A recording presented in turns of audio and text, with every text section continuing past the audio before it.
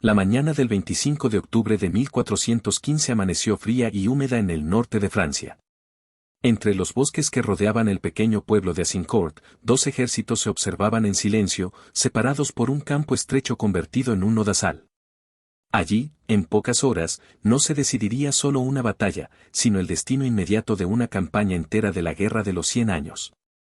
El ejército inglés, comandado por el rey Enrique V, estaba exhausto. Venía de semanas de marcha, hambre y enfermedades tras el asedio de Harfleur. Sus hombres estaban mal alimentados, muchos heridos, y numéricamente superados de forma abrumadora. Frente a ellos se concentraba un ejército francés mucho mayor, compuesto por caballería pesada, nobles armados hasta los dientes y tropas convencidas de que la victoria era inevitable. Sobre el papel, el resultado parecía obvio. Los franceses contaban con superioridad numérica, mejor equipamiento y combatían en su propio territorio. Sin embargo, el terreno alteró todas las certezas. Las lluvias recientes habían transformado el campo entre ambos ejércitos en una trampa de barro profundo, flanqueada por bosques que comprimían el espacio disponible. No habría maniobras amplias ni cargas elegantes. Todo tendría que avanzar de frente, paso a paso. En ese espacio reducido, los ingleses desplegaron su arma decisiva. Los arqueros del ejército inglés medieval, armados con el arco largo. Enrique V ordenó colocar estacas afiladas frente a sus posiciones para frenar a la caballería enemiga. No era una línea pensada para avanzar, sino para resistir y obligar al enemigo a atacarlos en condiciones desfavorables. Del lado francés, la confianza se mezclaba con impaciencia. La nobleza veía la batalla como una oportunidad para capturar al rey inglés y obtener rescates millonarios.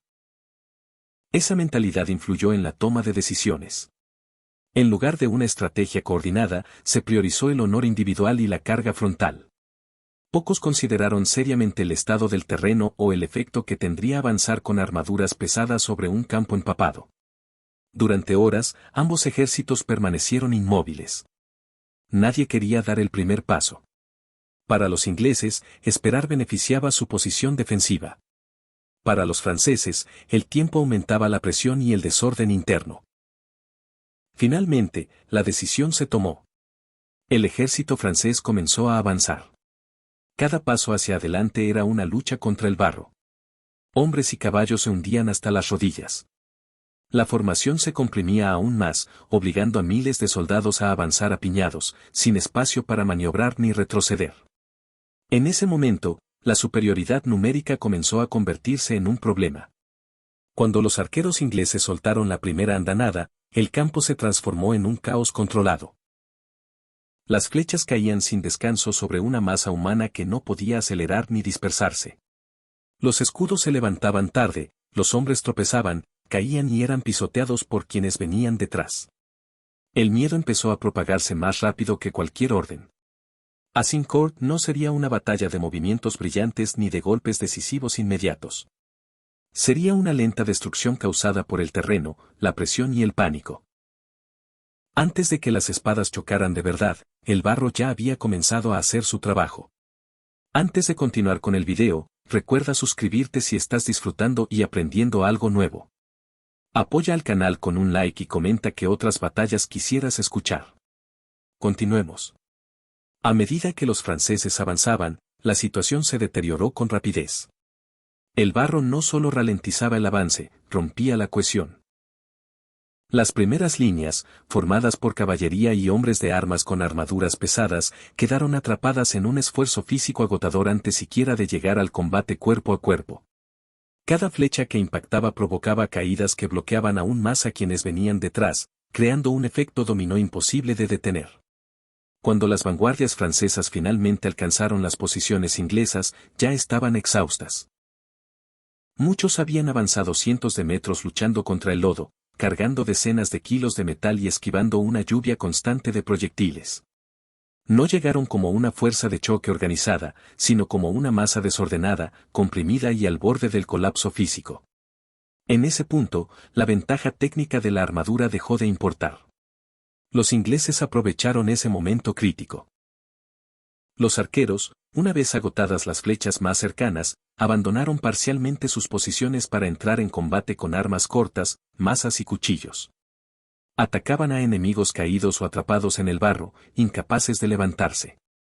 No se trató de duelos caballerescos, sino de una lucha brutal y asfixiante, donde el espacio no permitía maniobras ni honor. El miedo comenzó a recorrer las filas francesas. Los hombres en la retaguardia empujaban sin ver lo que ocurría al frente, mientras los de adelante intentaban retroceder sin poder moverse.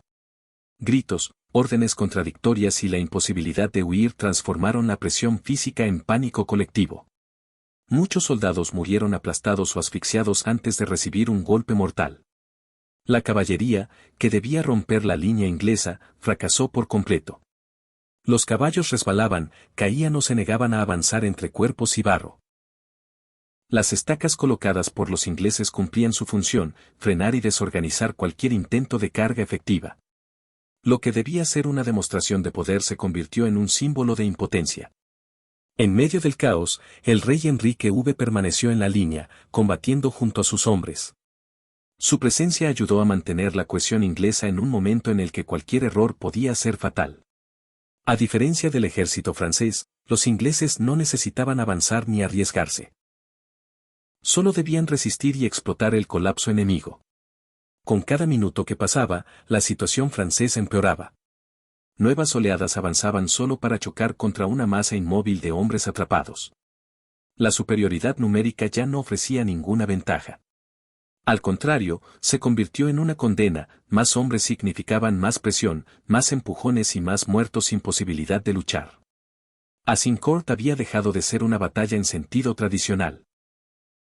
Era una trampa cerrada, donde el terreno, el cansancio y el miedo hacían más daño que las armas. Y mientras el sol avanzaba en el cielo gris de octubre, el ejército francés comenzaba a desintegrarse desde dentro. Lo que aún no era evidente para muchos era que la derrota ya estaba sellada. No por una maniobra brillante, sino porque el propio ejército francés había quedado prisionero del campo que había elegido para combatir. Cuando el combate comenzó a extinguirse, el campo de Azincourt ofrecía una imagen difícil de asimilar. Miles de cuerpos franceses yacían amontonados en el barro, muchos sin señales visibles de heridas letales. Habían muerto asfixiados, aplastados o incapaces de levantarse bajo el peso de sus propias armaduras. La derrota no fue producto de una ruptura repentina, sino de un colapso progresivo donde cada intento de avanzar empeoraba la situación. El mando francés había desaparecido en la confusión. Muchos nobles de alto rango cayeron en las primeras horas del combate, y con ello se perdió cualquier posibilidad de reorganización. La estructura jerárquica, tan central para el ejército feudal, se volvió inútil en un espacio donde no había margen para dar órdenes ni para ejecutarlas. El miedo terminó sustituyendo a la disciplina. Los ingleses, exhaustos pero aún cohesionados, comenzaron a tomar prisioneros. La cantidad era tan grande que pronto se convirtió en un problema de seguridad.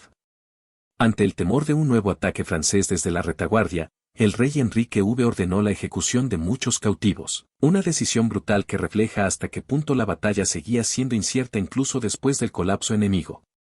Azincourt no dejó espacio para la misericordia.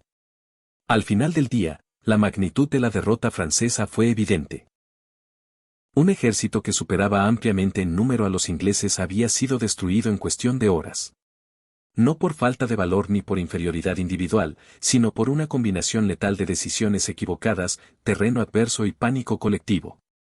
El barro no fue solo un obstáculo físico, fue el elemento que amplificó cada error. Para Inglaterra, Azincourt se convirtió en una victoria legendaria dentro de la Guerra de los 100 años. Reforzó el prestigio de Enrique y consolidó la reputación del arco largo como un arma decisiva. Pero más allá del mito, la batalla dejó una lección incómoda: incluso el ejército más poderoso puede ser destruido si combate en condiciones que no entiende ni controla. Azincourt no fue una batalla perdida por sorpresa ni por traición. Fue una derrota construida paso a paso, flecha a flecha, caída tras caída. El miedo hizo el resto. En ese campo estrecho y lodoso, el ejército francés no fue vencido únicamente por sus enemigos, sino por el peso de su propia confianza y por un terreno que convirtió la superioridad en condena. Así, el 25 de octubre de 1415 quedó marcado como el día en que el barro y el pánico derrotaron a un ejército entero. Y por eso, siglos después, Azincourt sigue siendo recordada no solo como una gran victoria inglesa, sino como una advertencia eterna sobre cómo la guerra castiga a quienes subestiman el terreno y el miedo humano. Gracias por llegar hasta el final del video. Si te gustó no olvides suscribirte para apoyar al canal y continuar con más batallas olvidadas. Hasta el siguiente video.